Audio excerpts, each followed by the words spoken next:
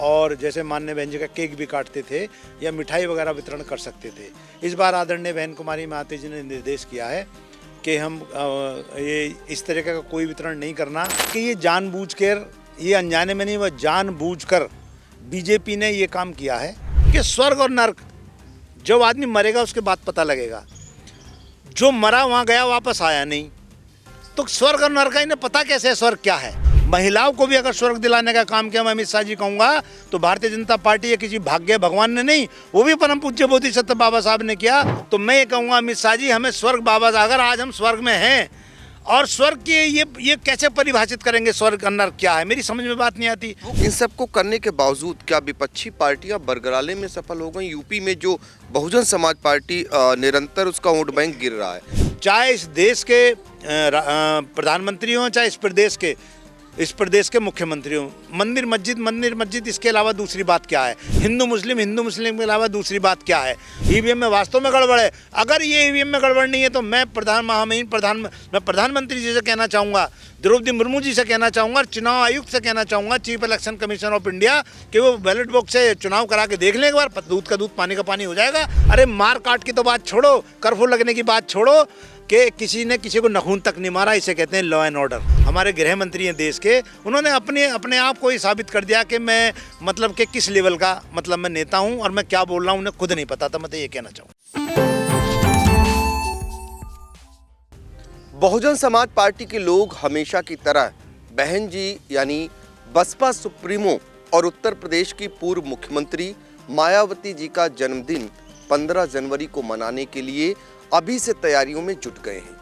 और देखिए, हमारे साथ मौजूद हैं बीएसपी के पूर्व एमएलसी और कई राज्यों में बहुजन समाज पार्टी के लिए काम करते आ रहे अतर सिंह राव साहब। वो सीतापुर पहुंचे हुए हैं पूर्व मंत्री बुनियाद हुसैन अंसारी के आवास पर, और बीएसपी के तमाम पदाधिकारी मौजूद हैं, जिला अध्यक्ष जी मौजूद हैं। उन्हीं से जानते हैं कि मायावती जी के जन्मदिन को लेकर क्या कुछ तैयारियां हैं जो सीतापुर में आप लोग धूमधाम से मनाने की तैयारी कर रहे हैं। देखिए, जैसा कि विदित है, आदरणीय बहन कुमारी मायावती जी का जन्मदिन जब मानवर काशीराम साहब जिंदा थे तो उन्हीं के समय से जन कल्याणकारी दिवस के रूप में मनाया जाता है। और हम लोग ये 1 जनवरी से इसकी शुरुआत करते हैं, तो जिले वाइज हम लोग जाते हैं। और इसी कड़ी में आज हम यहाँ सीतापुर ज़िले में आए थे, और जो इसके हमने 9 की 9 विधानसभा के सब पदाधिकारी बुलाए थे, और जो हमारे सम्मानित मंत्री जी के बेटे हैं, जो हमारे सम्मानित प्रत्याशी भी रहे हैं, जुनेद भाई, उनके कॉलेज में अभी हम मीटिंग लेके आए। उनके बाद जुनेद भाई के अनुरोध पर हम यहाँ चाय पीने आए, तो यहाँ पर हम पहुँचे हैं। तो यहाँ हम उसकी तैयारी के लिए हमने 9 विधानसभाओं में पूरी तैयारी के लिए कह दिया है। और इस बार थोड़ा दूसरे तरीके से जन्मदिन मनाया जाएगा। पहले जन्मदिन पे हमेशा ये होता आता था आपसे पहले कि गरीबों को कंबल बांटते थे, कपड़े बांटते थे, कुछ नगद पैसे भी देते थे, और जैसे माननीय बहन जी का केक भी काटते थे या मिठाई वगैरह वितरण कर सकते थे। इस बार आदरणीय बहन कुमारी महाते जी ने निर्देश किया है कि हम ये इस तरह का कोई वितरण नहीं करना, क्योंकि पहले कई बार ऐसी शिकायतें आई हैं उसमें कि ब्लैंकेट बांटते वक्त ज़्यादा लोग इकट्ठे हो गए, महिला इकट्ठे हो गए, बच्चे इकट्ठे हो गए, तो कई लोगों के चोट लग गई है। कि जो भी कुछ करना उन लोगों के क्षेत्रीय जो लोग हैं, जो क्षेत्र के सम्मानित पदाधिकारी, ये पूर्व हमारे प्रत्याशी हैं, सांसद प्रत्याशी हैं, विधायक प्रत्याशी हैं, या पूर्व कोऑर्डिनेटर या प्रेजेंट, वो घर जाकर उनको, जिनको भी अपने कार्यकर्ताओं को चिन्हित कर साड़ी, कंबल, शॉल वगैरह वहीं देंगे। और केक नहीं काटा जाए। केक में कई बार ऐसा हो जाता है, कई ऊपर नीचे गिर जाते हैं, तो केवल उस दिन ये होगा कि पानी की व्यवस्था और थोड़ा मिष्ठान की व्यवस्था वहाँ पर कार्यक्रम स्थल पे की जाएगी। और जो बहन जी के क्रिया 4 बार की सरकार में जो भी आदरणीय बहन कुमारी मायावती जी ने जन कल्याणकारी जो नीतियाँ बनाकर और नियम बनाकर जो काम किए, उनको हम सब लोग वहाँ पर बताने का जनता में काम करेंगे। बिल्कुल। तो देखिए, बसपा सुप्रीमो मायावती जी का जन्मदिन इस बार किस अंदाज में मनाया जाएगा, ऐसी कोई बात ना आए, यानी कि केक पहले बंटता था तो कहीं ना कहीं केक बांटते समय भगदड़ जैसी स्थिति भी हो सकती थी, उसका भी ध्यान रखा जा रहा है। और साथ ही जो लोगों को कंबल वितरण किया जाता था, उस दौरान भीड़ जब इकट्ठा होती है, उस दौरान भी ऐसी कोई नौबत ना आए, इसका विशेष सावधानी रखने की बात कही जा रही है। जिस तरीके से अभी आप लोग सड़कों पर उतरे, बाबा साहब के अपमान को लेकर के आरोप लगाया कि संसद में अपमान हो जाता है और वो भी गृह मंत्री जी के द्वारा किया जाता है, खुद बसपा सुप्रीमो द्वारा उसका ट्वीट भी किया जाता है, तो क्या लगता है उसके बाद आप लोगों की बात होती होगी तमाम समाज के ऐसे लोगों से, उनके दिलों में क्या है, क्या वाकई में इस तरीके का वो महसूस कर रहे हैं कि अपमान हुआ? देखिए, इसमें कोई दो राय नहीं है। पूरा दलित समाज, ओबीसी समाज या देश का शोषित वंचित, केवल प्रदेश भर की, पूरे देश में शोषित वंचित अक़लियत इस बात को समझ रहा है कि ये जानबूझकर, ये अनजाने में नहीं, वह जानबूझकर बीजेपी ने ये काम किया है। और बीजेपी के जो गृह मंत्री और सीनियर नेता भी हैं, राष्ट्रीय महासचिव भी हैं, अमित शाह जी ने जिस तरीके से, जो उनकी टोन थी, जो उनका उच्चारण था कि हम तो परम पूज्य बोधिसत्व बाबा साहब या भगवान कहते हैं, उनका था अम्बेडकर अम्बेडकर अम्बेडकर अम्बेडकर, और बाद में ये कहा कि इतनी बार भगवान का नाम लेते तो आपको 7 जन्मों तक स्वर्ग मिल जाता। मैं ये कहना चाहूँगा अमित शाह जी कि हमें तो स्वर्ग परम पूज्य बोधिसत्व बाबा साहब ने 18 अगस्त 1932 को ही दिलवा दिया था। इस देश में रहने वाले अनुसूचित जाति जनजाति के लोगों को, यानी कि 18 अगस्त 1932 से पहले वोट डालने का राइट नहीं था, चुनाव लड़ने का राइट नहीं था। अब तो सांसद विधायक बन रहे हैं। बाबा साहब जो 3 गोल में सम्मेलन इंग्लैंड में हुए थे, तीसरे गोल में सम्मेलन में गांधीयन पार्टी ये सब लोग नहीं पहुंचे थे। बाबा साहब ने तर्क दिया था कि जिस तरीके से इस देश में सामंतवादी पैसे वाले लोगों को वोट डालने का अधिकार है, सांसद विधायक बनने का अधिकार है, तो मेरे लोगों को भी होना चाहिए। तो उस वक्त तथाकथित कांग्रेस के मुखिया महात्मा गांधी जी ने ये कहा था कि वोट डालने का अधिकार केवल उनको होना चाहिए। अंग्रेजों के सामने ये बात रखी थी कि जो लोग एजुकेटेड हों, मैट्रिक पास हों और 4 आने का लगान दे सकते हों। तो परम पूज्य बोधिसत्व बाबा साहब ने इंग्लैंड की संसद में, जो उस वक्त इंग्लैंड के प्रधानमंत्री थे रामसे मैकडोनाल्ड, उनके सामने रखा, जब मेरे लोगों को पढ़ने के लिए स्कूल में एडमिशन नहीं दिया जाता, हमारे पास कोई ज़मीन नहीं है, तो हमारे लोग मैट्रिक कहाँ से पास होंगे, और हम लोग जो है 4 आने का लगान किसको और क्यों देंगे। और जैसे परम पूज्य बोधिसत्व बाबा साहब ने जो है 20 मार्च 1927 में जो हमारा चापदार तालाब में पानी पीने के लिए आंदोलन किया था, चापदार तालाब में कुत्ते, बिल्ली, गधे, घोड़े पानी पी सकते थे, यानी कि सामंतवादी पैसे वाले लोगों के बच्चे वो लोग पानी पी सकते थे। उस सार्वजनिक स्थल पर आज के, उस वक्त के शूद्र, अतिशूद्र और अब अनुसूचित जाति जनजाति के लोगों को पानी नहीं पीने दिया जाता था। 1927 में परम पूज्य बोधिसत्व बाबा साहब ने एक बड़े भीड़ के साथ वहाँ गए और पानी पीकर ये बताया कि हम इस देश के मूल निवासी हैं, जैसे आपका अधिकार है हमारा भी अधिकार है। और साथ में ये कहा कि इस पानी को पी के हम अमर नहीं हो जाएंगे। लेकिन मैं ये दिखाना चाहता था इस कांग्रेस पार्टी के लोगों को, जिन्होंने जात पात के नाम पर, ऊंच नीच के नाम पर, अमीरी गरीबी के नाम पर ये जो इस तरह की व्यवस्था फैला रखी है, उसको मैं दिखाना चाहता था कि हम भी इस देश के निवासी, हमारा भी अधिकार है। दूसरा आंदोलन उन्होंने 1930 में नासिक में कालाराम मंदिर, बड़ा मंदिर है भगवान राम का, कालाराम मंदिर में प्रवेश के लिए आंदोलन करके दिखाया था कि हम लोगों को भी, हालांकि कभी मंदिर नहीं गए बाबा साहब, लेकिन ये अधिकार के रूप में कि भगवान केवल आपके नहीं है, जो है सबके हैं, तो वहाँ भी मंदिरों में जो है प्रवेश दिलाने का काम भी किया था। और उसके बाद 18 अगस्त 1932 को गोल में सम्मेलन में सारी बात रखकर, जो वहाँ पर चापदार तालाब में लाठीचार्ज हुआ था, बाबा साहब के चोट लगी थी, सारी कटिंग ले जाकर उन्होंने तीसरे गोल मेरे सम्मेलन में रखी। और बाबा साहब से प्रभावित होकर उन्होंने रामसे मैकडोनाल्ड ने कॉमनल अवार्ड के नाम से एक अवार्ड जारी किया संसद ने, कि दलित समाज के लोगों को, यानी अनुसूचित जाति जनजाति के लोगों को अल्पसंख्यक मानकर ये माना कि आप, हम लोगों को 2 वोट का राइट था, 2 वोट का राइट दिया। 1 वोट तो अब अपने समाज के लोगों को, यानी कि अनुसूचित जाति जनजाति के लोगों को देते, और दूसरा जो अपर कास्ट से कोई खड़ा होता उसको हम वोट देते, ताकि वो हमारा काम करे ना करे तो हमारे समाज का व्यक्ति हमारे उत्थान के लिए, हमारे सामाजिक राजनीतिक अधिकार के लिए संसद और विधानसभा में लड़े। तो ये परम पूज्य बोधिसत्व बाबा साहब ने हमें स्वर्ग दिलाया, हमें पानी पीने का अधिकार दिलाया, हम लोगों को और भी बहुत सारे ऐसे काम किए जो उत्थान करने का काम किया। और जो मैं कहूँगा, जो आज महिला, भारत में जो महिला आज आज़ादी से सब काम, यानी पुरुष के बराबर खड़ा करने का काम किया, वो किसने किया? महिलाओं को भी अगर स्वर्ग दिलाने का काम किया, मैं अमित शाह जी कहूँगा, तो भारतीय जनता पार्टी या किसी भाग्य भगवान ने नहीं, वो भी परम पूज्य बोधिसत्व बाबा साहब ने किया। आज तो आप लाए नारी सशक्तिकरण बिल, जो है परम पूज्य बोधिसत्व बाबा साहब 1952 में जो हिंदू कोड बिल लाए थे, वो क्या था?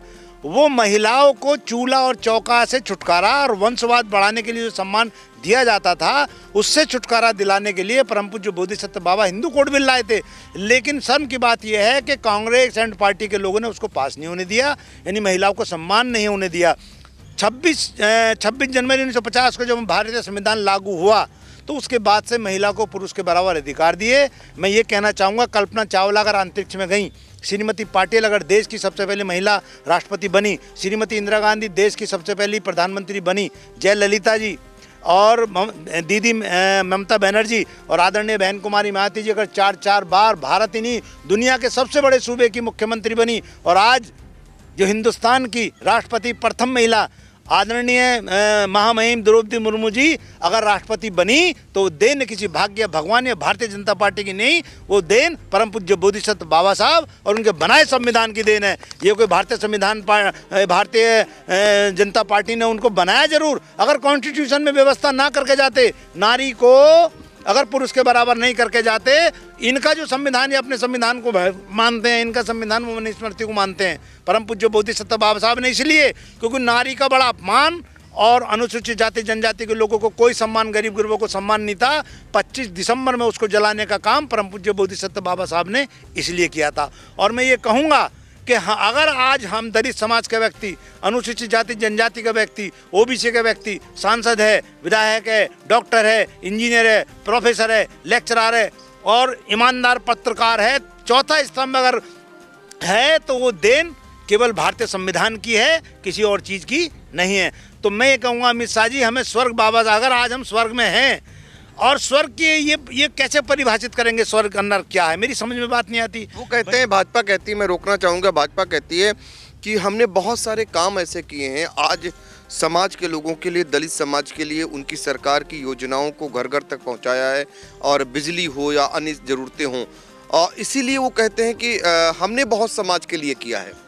देखिए, जितनी आबादी है, आबादी के हिसाब से जिस परसेंटेज में वो राशन घर घर पहुंचाने का काम कर रहे हैं, उससे तो जो कहते वो उससे तो ये नहीं होता कि भी देश जो है वो जो है पूरे जो विश्वगुरु हो जाएगा।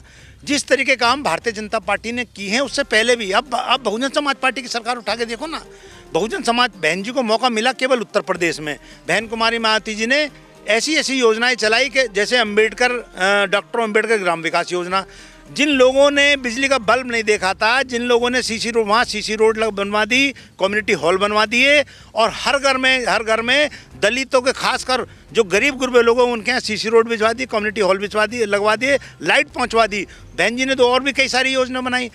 जिन बच्चियों को 10वीं पास करने के बाद स्कूल नहीं था वहाँ पर गाँव में, और हाई स्कूल के बाद वो पढ़ के घर में बैठ जाती थी, डॉक्टर, इंजीनियर, प्रोफेसर, लेक्चरर बनना चाहती, नहीं बन पाती थी, आदरणीय बहन कुमारी मायावती जी ने माता सावित्रीबाई शिक्षा मदद योजना चलाकर किसी भी समाज, किसी भी धर्म की बच्ची ने अगर हाई स्कूल पास की तो उसको 10,000 और एक साइकिल गिफ्ट देने का काम किया, ताकि वो साइकिल पे इंटर पास करे और फिर डिग्री कॉलेज में जाकर अपने सपनों को पूरा करने का काम करे। जब वो 12वीं में आई तो उसको 10-15,000 रुपये सरकार की तरफ से किए गए।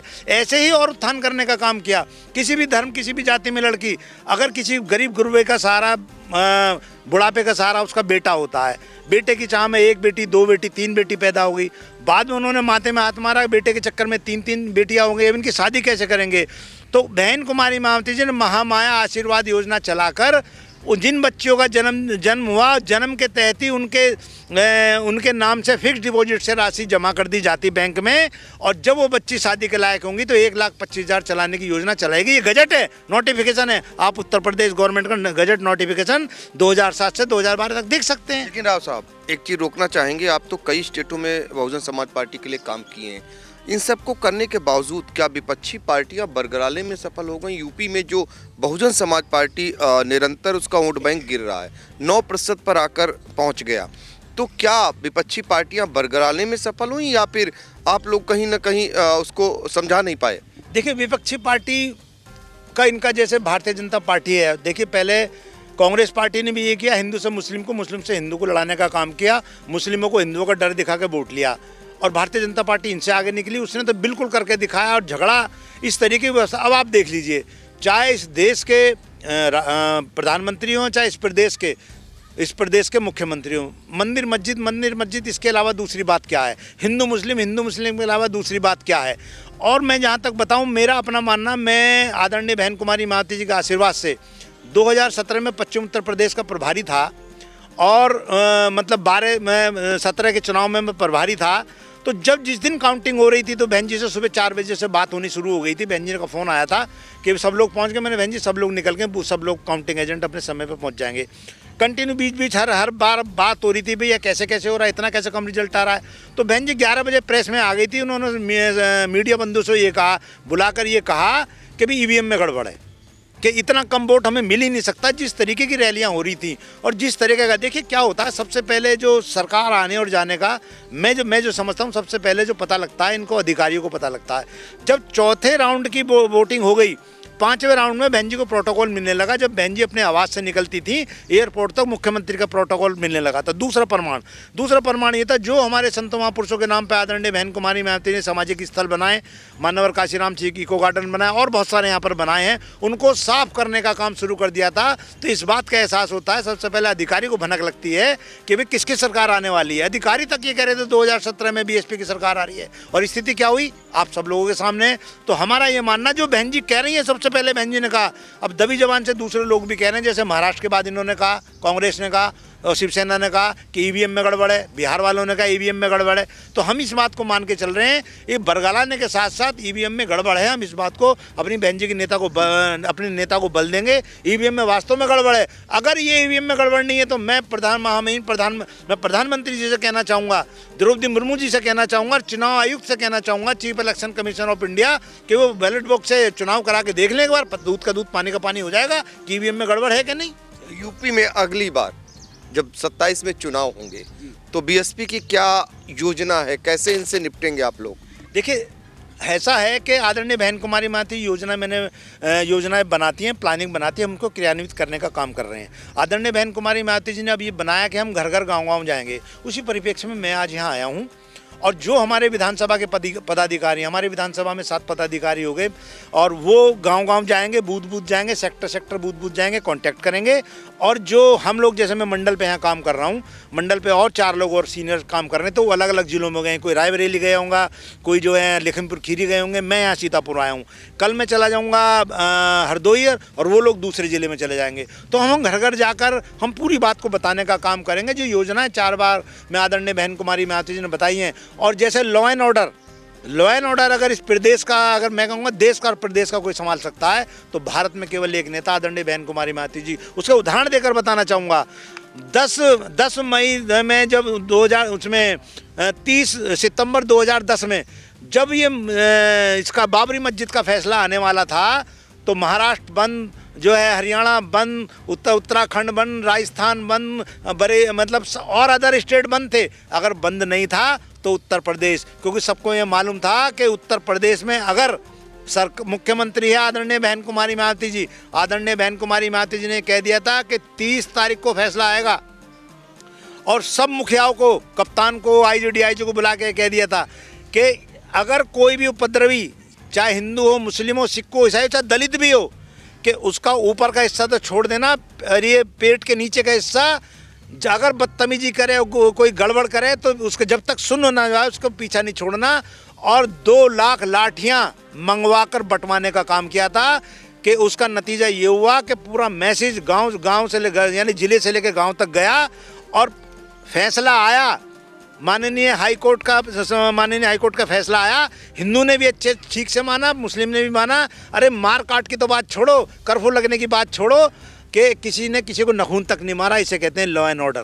बिल्कुल। तो देखिए, इस बार बसपा सुप्रीमो मायावती जी का जन्मदिन कैसे मनाया जाएगा, और साथ ही उत्तर प्रदेश में 2027 में होने वाले विधानसभा चुनाव को लेकर बसपा कैसे घर घर तक पहुंचकर लोगों को समझाने का काम करेगी, और कानून व्यवस्था का राज जो मायावती के शासनकाल में स्थापित हुआ था उसको बताने का काम करेगी। इस तरीके से बसपा उत्तर प्रदेश में फिर से एक बार सत्ता में लौटने की तैयारी कर रही है।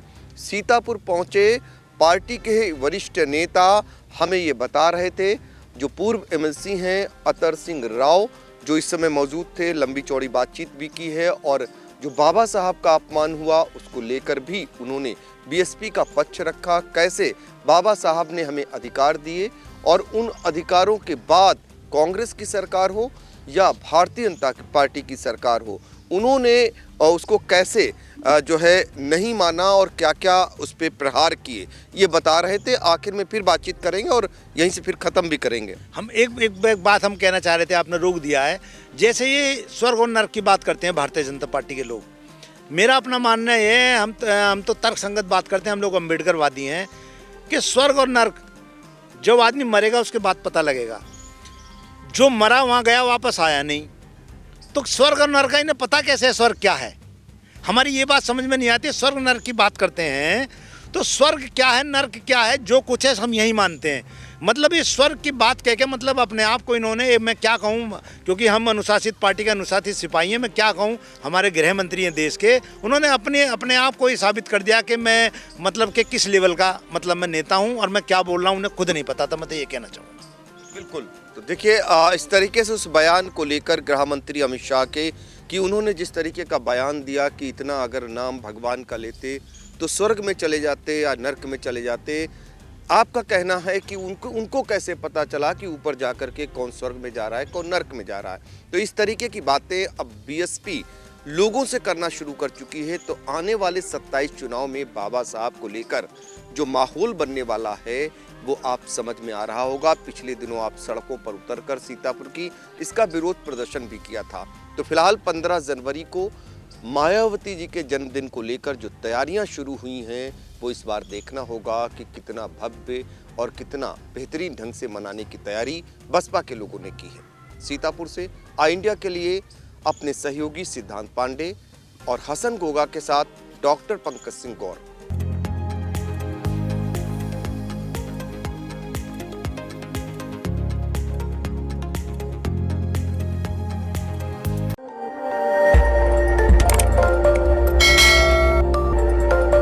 खबर आपकी, नजर हमारी।